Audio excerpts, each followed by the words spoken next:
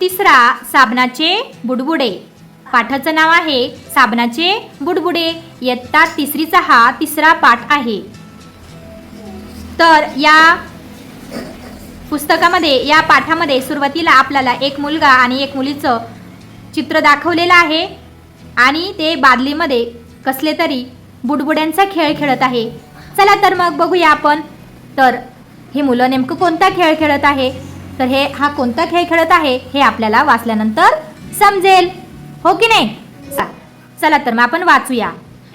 आर्या आणि विवान दोघेही एकमेकांच्या शेजारी राहत होते. एके दिवशी आर्या म्हणाली, विवान, आज आपण बुडबुडे तयार करूया का? विवान घरातून शिल्लक राहिलेल्या साबणाचे तुकडे घेऊन अंगणात आला. त्याने पाण्याच्या बादलीत साबणाचे तुकडे टाकले. साबणाचे पाणी तयार झाले. सूर्यप्रकाशामुळे पाणी चमकू लागले. विवानने हलकी फुंकर मारून बुडबुडे हवेत उडवले. हवेत रंगीबेरंगी बुडबुडे तरंगू लागले. आर्या आनंदाने उड्या मारत म्हणाली, अरे चा, हे तर इंद्रधनुष्याच्या रंगांचे बुडबुडे आहेत. तिने एक बुडबुडा बोटाने हलकेच फोडला. हे पाहून दोघेही खूप हसले. बघा, या पॅरेग्राफमध्ये आपल्याला सांगितलेलं आहे, ही जी एक मुलगा आणि एक मुलगी चित्रामध्ये आपल्याला दिसत आहे, तरचे नाव होते विवान आणि मुलीचे नाव होते आर्या. ही जी मुलगी होती तिचं नाव काय होतं? आर्या. आणि मुलाचं नाव काय होतं? विवान. विवान. आणि दोघेही एकमेकांच्या शेजारी राहत होते. मग एके दिवशी आर्या काय म्हणाली, विवान, आज आपण बुडबुडे तयार करूया का? असं आर्याने कोणाला विचारलं? कोणाला विचारलं? विवानला विचारलं. आर्याने विचारलं. काय विचारलं बरं? आपण बुडबुडे तयार करूया का?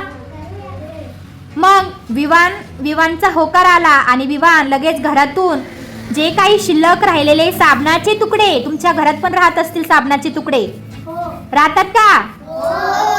तर साबणाचे तुकडे घेऊन विवान अंगणात आला. अंगणात म्हणजे कुठे? बाहेर, ओट्यावर किंवा बाहेर मोकळी जागा असते की नाही, घरासमोरची मोकळी जागा, आपण तिथे खेळतो, अंगणामध्ये रांगोळी काढतो, हो की नाही? काढतो की नाही रांगोळी? मग त्या अंगणामध्ये तो आला आणि त्याने पाण्याची बादली पण सोबत घेऊन आला बरं का. काय आणली? पाण्याची बादली आणली आणि त्याने साबणाचे तुकडे बादलीमध्ये टाकले आणि बादलीमध्ये अजून पाणी पण होतं भरलेली. आणि मग साबणाचे पाणी तयार झाले, कारण साबण टाकल्यामुळे पाणी कसं झालं? साबणाचं. आणि मग साबण पाण्यात टाकल्यानंतर काय तयार होतो? तुम्ही पाहिलाय का कधी साबण किंवा आपली निरमा पावडर असते तर काय तयार होतो? बरोबर, साबणाचा फेस तयार होतो. आणि फेस तयार झाल्यानंतर वरून तर सूर्यप्रकाश येत होता. सूर्यप्रकाश म्हणजे सूर्याची किरण. सूर्यप्रकाश म्हणजे ऊन. ऊन मिळतं की नाही आपल्याला सकाळी, तर ते ऊन, त्या उन्हामुळे पाणी चमकायला लागले. काय व्हायला लागले? सूर्यप्रकाशामुळे पाणी कसं दिसायला लागलं? चमचम दिसायला लागलं, चमकायला लागलं. सर्व मुलांनी इकडे लक्ष द्या, बडबड करायची नाही. मग विवानने हलकी फुंकर मारून बुडबुडे हवेत उडवले. बघा, त्याचे बुडबुडे तयार झाले होते साबणाचे. काय तयार झाले होते? साबणाचे बुडबुडे. आणि त्याने फुंकर मारली. कशी मारतात बरं? फुंकर मारून दाखवा. बरोबर बरोबर, अशीच फुंकर त्या बुडबुड्यांवर मारली आणि हवेमध्ये ते बुडबुडे तरंगू लागले. इकडे तिकडे पसरले ते बुडबुडे. असे गोल गोल गोल गोल बुडबुडे होते, छान फुग्यासारखे, छोटे छोटे फुग्यांच्या आकाराचे बुडबुडे तरंगू लागले हवेमध्ये. हवेमध्ये तरंगू लागले. आणि आर्याला तर खूप आनंद झाला. काय झाला? कोणाला आनंद झाला? आर्याला आनंद झाला. आणि तिने मग आनंदाच्या भरामध्ये उड्याच मारायला लागली. आर्या काय करायला लागली?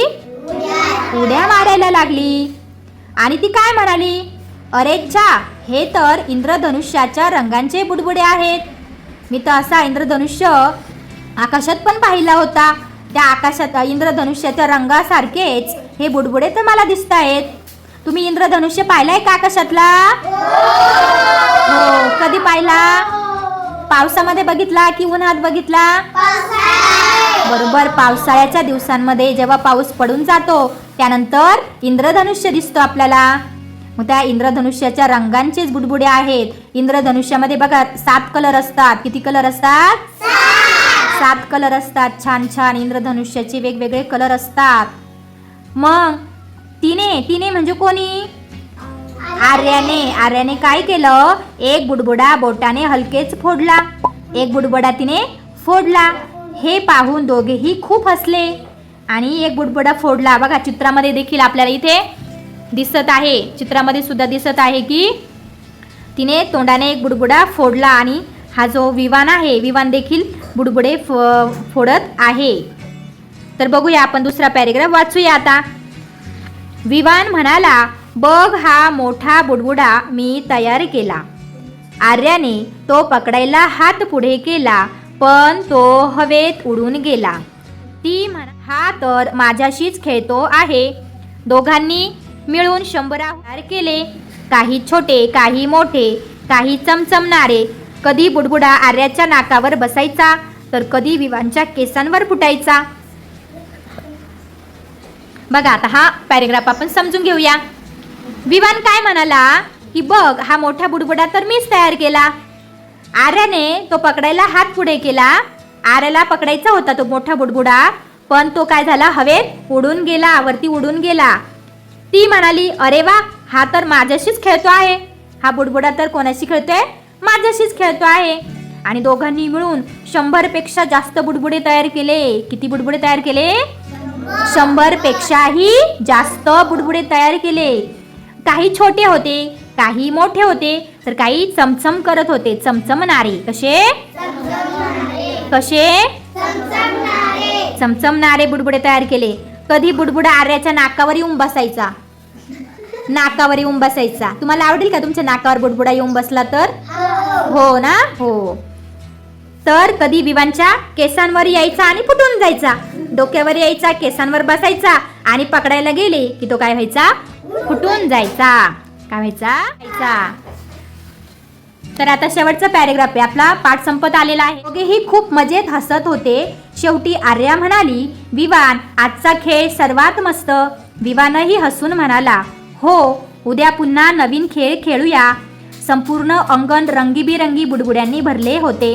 दोघांच्या चेहऱ्यावर फक्त आनंदच आनंद होता. बघा आपण समजून घेऊया आता वाचलेलं. तुम्हाला समजलं की नाही पण मी पुन्हा समजून सांगते. दोघेही खूप मजेत हसत होते. कसे हसत होते? मजेत हसत होते. शेवटी आर्या म्हणाली, विवान आजचा खेळ सर्वात मस्त होता. कारण त्यांना खूप आवडला होता तो खेळ. आवडला होता की नाही आर्याला विवानला खेळ? विवानही हसून म्हणाला, हो उद्या पुन्हा नवीन खेळ खेळूया. संपूर्ण अंगण रंगीबिरंगी बुडबुड्यांनी भरले होते आणि दोघांच्या चेहऱ्यावर फक्त आनंदच आनंद होता. अशा पद्धतीने आपला पाठ इथे आज आपला संपलेला आहे. तर या नवीन शब्द दिलेले आहेत, आपण शिकूया. फुंकर म्हणजे काय? तोंडातून हळुवारपणे हवा सोडणे. फुंकर म्हणजे काय? तोंडातून हळुवारपणे हवा सोडणे. तर वातावरण म्हणजे काय? आता वातावरण हा शब्द तुम्ही पहिल्यांदाच ऐकलेला असेल. तर वातावरण म्हणजे पृथ्वीच्या सभोवतालचे हवेचे आवरण. आपल्या आजूबाजूला जी काही हवा दिसते आहे आपल्याला, तर ती जी हवा आहे त्या हवेच्या आवरणालाच म्हणतात वातावरण. काय म्हणतात? वातावरण. बालमित्रांनो, तुम्हाला पाठ कसा वाटला ते कमेंट करून नक्की सांगा. पाठातील माहिती व्हिडिओ आवडल्यास लाईक नक्की करा आणि चॅनलवर नवीन असाल तर सबस्क्राईब लगेच करून ठेवा, जेणेकरून पुढे जे मी व्हिडिओ टाकणार आहे त्याचं नोटिफिकेशन तुम्हाला मिळून जाईल. त्यासाठी पटकन सबस्क्राईब करून ठेवा. भेटूया नवीन व्हिडिओमध्ये. तोपर्यंत धन्यवाद.